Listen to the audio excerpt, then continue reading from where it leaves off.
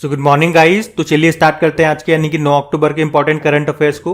तो इस प्रश्न में आपसे क्या पूछ रहे हैं कि अक्टूबर 2022 में association of mutual fund in India के अध्यक्ष के रूप में किसे फिर से चुन लिया गया? तो आंसर होगा आर बाला सुब्रमण्यम को।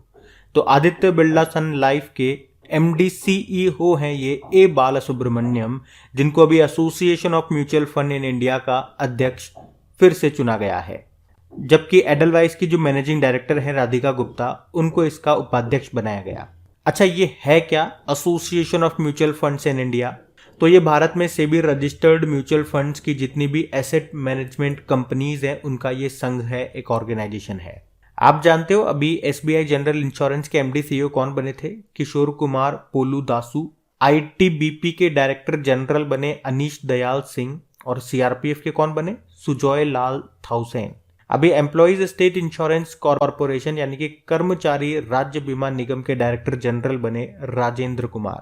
आप जानते हो अभी हमारे 16वें नंबर के अटॉर्नी जनरल कौन बने? आर वेंकटरमणि। तो इनका नाम इंपॉर्टेंट रहेगा, याद रखना। बढ़ते आगे।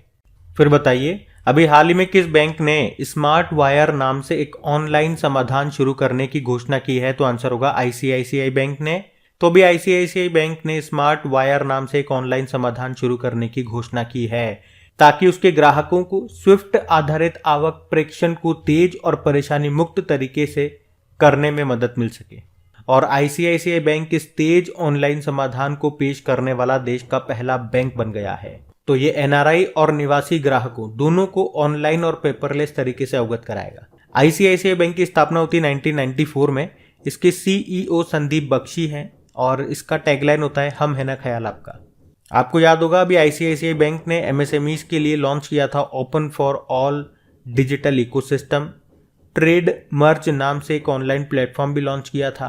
अभी यूनियन बैंक ऑफ इंडिया की बात करेंगे तो इसने डिजिटल ट्रांसफॉर्मेशन प्रोजेक्ट संभव को लॉन्च किया। एचडीएफसी बैंक की बात करेंगे तो केरल के कोझिकोड में पहली महिला शाखा इसने खोली है। और फेडरल बैंक की बात करें तो नए टैक्स प्लेटफॉर्म पर पेमेंट गेटवे सूचीबद्ध करने वाला ये पहला बैंक बन गया है। ये भी ध्यान रखना। बढ़ते आगे। एक्चुअली आपको बैकग्राउंड में काफी साउंड आ रहे होंगे, तो रात भर से काफी शोर शराबा हो रहा है, इसलिए ये सुबह बना नहीं पाए। तो अभी थोड़ा कम हुआ इसलिए बना रहे हैं, लेकिन अभी भी है तो सही, तो आपको सुनाई दे रहा होगा। चलो अभी बढ़ते आगे। फिर बताइए, हाल ही में T20 इंटरनेशनल में 1000 रन बनाने वाली सबसे युवा खिलाड़ी कौन बन गई हैं? तो आंसर होगा शेफाली वर्मा। तो भारत के 18 वर्षीय बल्लेबाज हैं शेफाली वर्मा, जिन्होंने T20 इंटरनेशनल में 1000 रन बनाने वाली सबसे युवा खिलाड़ी बनने का विश्व रिकॉर्ड तोड़ दिया है। उन्होंने अभी महिला एशिया कप में ये उपलब्धि हासिल की है। उन्होंने 18 साल 253 दिन की उम्र में 1000 T20 इंटरनेशनल रन बनाए। पहले ये रिकॉर्ड जेमिमा रॉड्रिग्स के नाम था। अच्छा, 2-3 प्रश्न मैं आपको और बताऊंगा। एक तो किरून पोलार्ड का नाम आप जरूर याद रखना, वेस्ट इंडीज के प्लेयर है किरून पोलार्ड। अभी 600 T20 मैच खेलने वाले ये पहले खिलाड़ी बने थे। उसी तरह से ड्वेन ब्रावो, ये भी वेस्ट इंडीज के हैं। 600 T20 विकेट लेने वाले ये पहले क्रिकेटर बने थे। तो कंफ्यूज हो सकते हो, इसीलिए दोनों के नाम मैं आपको साथ बताता हूं। अभी रोहित शर्मा आपको याद है 400 T20 मैच खेलने वाले पहले भारतीय खिलाड़ी बने। और शेफाली वर्मा की बात करते हैं तो सभी फॉर्मेट में डेब्यू करने वाली सबसे युवा भारतीय खिलाड़ी भी हैं ये। और इससे पहले बैंक ऑफ बड़ौदा का ब्रांड एंडोर्सर इनको बनाया गया था। अभी कॉमनवेल्थ गेम्स 2022 में पहली बार महिला क्रिकेट को शामिल किया गया, जिसमें पहले पे ऑस्ट्रेलिया था और दूसरे पे रहा भारत, यानी कि सिल्वर जीता भारत ने। मिताली राज याद है आपको? 6 क्रिकेट वर्ल्ड कप में भाग लेने वाली पहली महिला क्रिकेटर बनी है ये। रिटायरमेंट ले लिया अभी तो इन्होंने। उसी तरह से झूलन गोस्वामी ने भी इंटरनेशनल क्रिकेट से रिटायर हो गई है ये। स्मृति मंदाना, अभी इक्विटास स्मॉल फाइनेंस बैंक ने रानी रामपाल जो हॉकी प्लेयर हैं और स्मृति मंदाना को अपना ब्रांड एम्बेसडर बनाया था। तो ये भी ध्यान रखना। बढ़ते आगे। फिर बताइए, अक्टूबर 2022 में 36वें राष्ट्रीय खेलों में योगासन में स्वर्ण जीतने वाला पहला एथलीट कौन बना? तो आंसर होगा पूजा पटेल। और ये 36वें नेशनल गेम्स ये कहाँ पे शुरू हुए थे? गुजरात में। तो गुजरात की ही है ये पूजा पटेल, और अभी ये योगासन में गोल्ड जीतने वाली पहली एथलीट बन गई हैं। आपको बता दूं कि 2022 में जो 5 नए खेल इसमें जोड़े गए थे उसमें से एक योगासन भी है। और इस बार हरियाणा के पंचकुला में जो खेलो इंडिया यूथ गेम्स हुए थे उसमें भी योग को पहली बार शामिल किया गया था। अच्छा, ये नेशनल गेम्स जो हो रहे हैं 36वें नंबर के गुजरात में, इसका शुभंकर मैस्कोट क्या है? सवज, मतलब होता है इसका शावक। और इसका गान है एक भारत श्रेष्ठ भारत। चलो आप बताओ, भारत के बाहर पहला योग विश्वविद्यालय ये कहाँ पे खुला? तो आंसर होगा अमेरिका में। और अभी केंद्रीय आयुष मंत्री जो है सर्बानंदा सोनोवाल, इन्होंने हैदराबाद में हार्टफुलनेस इंटरनेशनल योग अकादमी की आधारशिला भी रखी। इंटरनेशनल योगा डे कब मनाया जाता है? 21 जून को, जिसका आयोजन किया गया था कर्नाटक के मैसूर में। एक प्रश्न का उत्तर आप लोग दे जाओ कि भारत के बाहर पहला आईआईटी कहाँ पे खोला जाएगा, ये बताओ आप। हम बढ़ते आगे। चलो बताओ, हाल ही में किस राज्य में 3 प्रांतीय सशस्त्र सीमा बल की महिला बटालियन ये कहाँ पे स्थापित की गई? तो आंसर होगा उत्तर प्रदेश में। तो अभी उत्तर प्रदेश में महिला सुरक्षा को बढ़ावा देने के लिए मिशन शक्ति अभियान शुरू किया गया है। तो राज्य में पुलिस फोर्स में 20% सीटें महिलाओं के लिए आरक्षित रखी गई है, ताकि महिलाओं को सुरक्षा देने के साथ उन्हें आत्मनिर्भर बनाया जा सके। और इन सीटों को फिल करने के लिए 3 पीएसी यानी कि प्रांतीय सशस्त्र सीमा बल महिला बटालियन स्थापित की गई, जिसमें से एक का नाम रखा है रानी अवंतीबाई बटालियन, दूसरी का नाम रखा है उदय देवी बटालियन और तीसरी है झलकारी बाई बटालियन। और ये बटालियन कहाँ पे स्थापित की जा रही है? एक बदायूं में, एक लखनऊ में और एक गोरखपुर में। अच्छा, मुझे आप बताओ कि भारत की पहली महिला मनोचिकित्सक का नाम क्या है? कुछ समय पहले इनका निधन हो गया। इनका नाम शारदा मेनन है। अभी CSIR की पहली महिला डायरेक्टर जनरल कौन बनी? नल्ला थम्बी कलाई सेल्वी। और भारत की पहली महिला क्रिकेट कमेंटेटर का नाम क्या है? चंद्रा नायडू। निधन हो चुका है इनका भी। अभी सेबी की पहली महिला अध्यक्ष कौन बनी? माधवी पुरी बुच। और अगर मैं पूछूं कि federation of international cricketers association की पहली महिला अध्यक्ष कौन बनी? लीसा स्टालेकर, ऑस्ट्रेलिया की पूर्व क्रिकेटर हैं। और अगर आपसे पूछा जाए ना कि डोप प्रतिबंध पाने वाली पहली महिला क्रिकेटर कौन बनी, तो आंसर होगा अंशुला राव। अब इंटरनेशनल मॉनेटरी फंड की पूर्व मुख्य अर्थशास्त्रियों की दीवार पर प्रदर्शित होने वाली पहली महिला कौन बनी? तो गीता गोपीनाथ बनी। अभी यूनियन बैंक ऑफ इंडिया की पहली महिला मैनेजिंग डायरेक्टर कौन बनी थी? ए मणिमेखलाई बनी थी। लेकिन बात यहाँ पे उत्तर प्रदेश की है, तो ये रहा मैप में यूपी। देखो, इसकी कैपिटल लखनऊ है। लखनऊ किस नदी के किनारे स्थित है? गोमती नदी के किनारे। सिडबी का हेडक्वार्टर भी आपको लखनऊ में मिलेगा। और हमारे जो रक्षा मंत्री हैं राजनाथ सिंह, उनका निर्वाचन क्षेत्र भी है लखनऊ। और याद रखना, भारत की पहली पैरा बैडमिंटन अकादमी ये भी खुली जाएगी लखनऊ में ही। ब्रह्मोस विनिर्माण केंद्र ये कहाँ पे स्थापित होगा? लखनऊ में ही। मुख्यमंत्री योगी आदित्यनाथ हैं, इनके ऊपर अभी एक बुक लिखी गई थी, the monk would transformed UP, जिसको लिखा था शांतनु गुप्ता ने। गवर्नर कौन है? आनंदीबेन पटेल है। अभी आपको याद होगा, अयोध्या में एक चौराहे का नाम लता मंगेशकर जी के नाम पे रखा गया है। और शंघाई कोऑपरेशन ऑर्गेनाइजेशन की पहली कल्चरल एंड टूरिज्म कैपिटल, सांस्कृतिक व पर्यटन राजधानी कौन सी बनी है? वाराणसी, 2022-23 के लिए। और वाराणसी से ही याद आएगा, रोपवे सेवाओं को सार्वजनिक रूप से उपयोग करने वाला पहला शहर वाराणसी ही है। वैसे याद रखना, नेशनल रोपवे डेवलपमेंट प्रोग्राम को क्या नाम दिया गया? पर्वतमाला।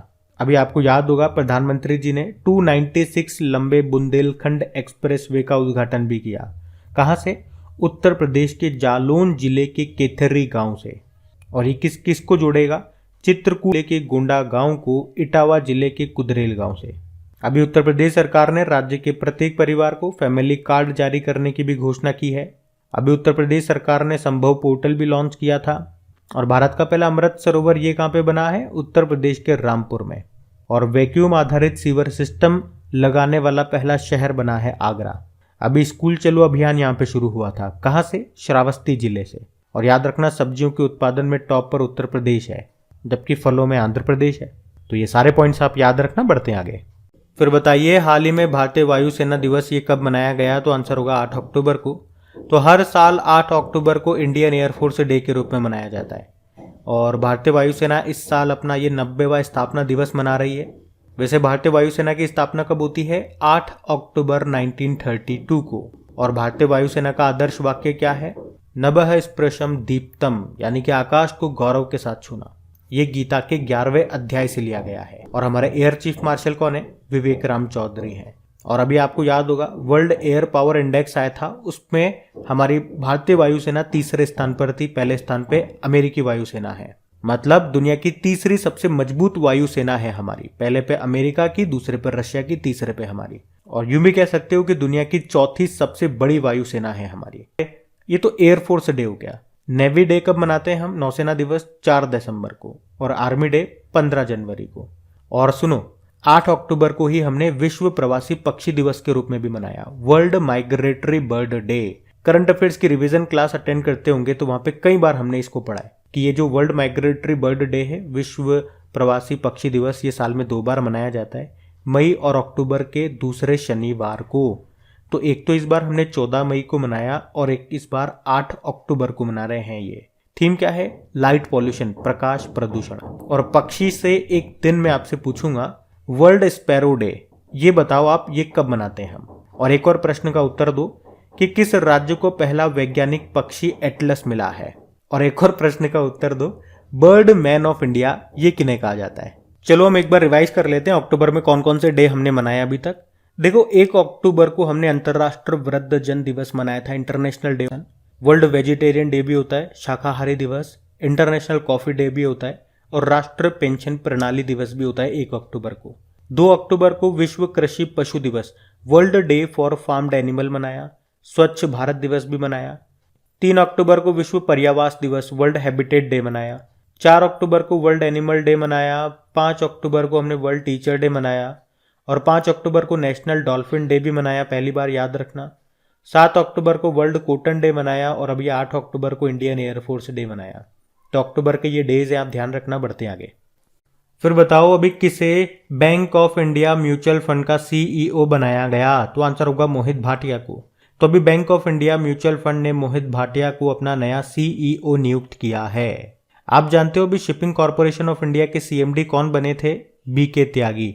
और बीके से एक नाम आपको याद आएगा, भारतीय इंटरनेट के जनक कहे जाने वाले बीके सिंघल का अभी निधन हो गया। उत्पल कुमार सिंह की बात करेंगे तो संसद टीवी के सीईओ बने ये। कल्याण चौबे की बात करें तो ऑल इंडिया फुटबॉल फेडरेशन के ये प्रमुख बने। अच्छा चलो, एक प्रश्न मैं आपके लिए छोड़ के जा रहा हूं, अभी हमारे नए CDS, chief of defence staff, ये कौन बने? और नेशनल स्टॉक एक्सचेंज के नए अध्यक्ष कौन बने, ये भी बताओ। बढ़ते हैं आगे। अब आपको बताना है अक्टूबर 2022 में किस राज्य या यूनियन टेरिटरी में एंटी डस्ट अभियान चलाया गया? तो आंसर होगा नई दिल्ली में। तो अभी दिल्ली में प्रदूषण के खिलाफ दिल्ली सरकार ने एंटी डस्ट अभियान शुरू किया। ये अभियान 1 महीने के लिए शुरू किया गया, 6 अक्टूबर से लेके 6 नवंबर 2022 तक के लिए। तो इस अभियान के तहत जहां पर भी निर्माण कार्य चल रहा होगा वहां पर डस्ट को, धूल को रोकना ही इसका मुख्य उद्देश्य है। क्योंकि सर्दियां आ रही है, दीपावली का सीजन आ रहा है, तो शीतकालीन प्रदूषण यानी कि विंटर पॉल्यूशन को रोकने के लिए ये एंटी डस्ट अभियान शुरू किया गया। आपको याद होगा तो इसी साल IQ एयर की 2021 की विश्व वायु गुणवत्ता रिपोर्ट आई थी। उसमें सबसे प्रदूषित राजधानी दिल्ली रही है, सेकंड नंबर पे बांग्लादेश की कैपिटल ढाका, और भिवाड़ी जो है हमारा, ये भारत का सबसे प्रदूषित शहर रहा। और देशों में बात करेंगे तो बांग्लादेश इसमें टॉप पर था। और दिल्ली के अभी लेफ्टिनेंट गवर्नर कौन है? विनय कुमार सक्सेना है। अभी आपको याद होगा भारत का पहला ई वेस्ट इको पार्क, ये कहां पे बनेगा? दिल्ली में बनेगा। और मुख्यमंत्री मुफ्त सीवर कनेक्शन योजना शुरू हुई है दिल्ली में ही। भारतीय रेलवे कहां पे सबसे बड़ी कुश्ती अकादमी स्थापित करेगा? किशनगंज, दिल्ली में ही। देश का पहला स्मोक टावर लगा है दिल्ली में ही। और भारत का पहला पशु स्वास्थ्य शिखर सम्मेलन का उद्घाटन भी हुआ था दिल्ली में ही। और प्रधानमंत्री जी ने नई दिल्ली में ही प्रधानमंत्री संग्रहालय का भी उद्घाटन किया था। और आपको याद है 2022 का जो प्रो कबड्डी लीग है, जो कि इसका 8वां संस्करण था, उसको जीता था दबंग दिल्ली ने ही, पटना पायरेट्स को हरा करके। ये भी ध्यान रख लेना। बढ़ते हैं आगे। फिर बताओ अक्टूबर 2022 में अंतरराष्ट्रीय सौर गठबंधन इंटरनेशनल सोलर अलायंस की 5वीं सभा यानी कि असेंबली का आयोजन ये कहां पे हुआ? तो ये हुआ नई दिल्ली में। इंटरनेशनल सोलर अलायंस आपको याद है COP21 में फ्रांस में भारत और फ्रांस ने इसकी शुरुआत की थी। फिर कर्क रेखा और मकर रेखा के बीच में जो देश हैं वो इसमें शामिल होने लगे। और इसका हेडक्वार्टर कहां पर है? गुरुग्राम, हरियाणा में है। एकमात्र ऐसा अंतरराष्ट्रीय संगठन जिसका हेडक्वार्टर आपको भारत में मिलेगा। इसी साल इसका 101वां सदस्य देश बना था अमेरिका, और 102वां बना था एंटीगुआ और बारबुडा। और आपको बता दूं, हर साल इसकी जो मंत्री स्तरीय बैठक होती है, जो पहली बार कहां पे हुई थी? ग्रेटर नोएडा में हुई थी 2018 में। और इस बार ये इसकी 5वीं बैठक है, मंत्री स्तरीय 5वीं बैठक है 2022 में। कहां पे? नई दिल्ली में। जिसमें इसकी अध्यक्षता कौन कर रहे हैं? हमारे जो ऊर्जा मंत्री, पावर मिनिस्टर RK सिंह, ये आप ध्यान रखना।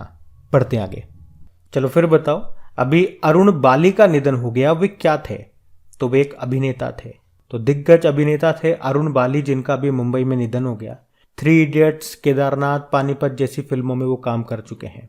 चलो एक प्रश्न का उत्तर आप दो कि सर्वश्रेष्ठ अभिनेता का ऑस्कर जीतने वाले पहले अश्वेत अभिनेता का अभी निधन हो गया, उनका नाम क्या था? तो आंसर होगा सिडनी पोइटियर। अब बात करेंगे कल के वीडियो में पूछे गए प्रश्न के उत्तर की। तो कल आपसे क्या पूछा था कि अभी 2022 का साहित्य का नोबेल पुरस्कार किसने जीता? तो आंसर होगा एनी एनॉक्स ने। आप सभी ने प्रश्न का बिल्कुल सही उत्तर दिया है। और देखिए, इन सभी प्रश्नों का क्विज बना करके अपलोड कर दिया गया आपके करियर एग्जाम एप्लीकेशन पे, वहीं पे इनकी PDF भी आपको मिल जाएगी। और हाँ, कल आपको एक सरप्राइज वीडियो भी मिलने वाला है, तो तैयार रहिएगा। और सेशन अच्छा लगे तो प्लीज लाइक करके शेयर जरूर कर देना। अब ये रहा आज का आपका होमवर्क प्रश्न।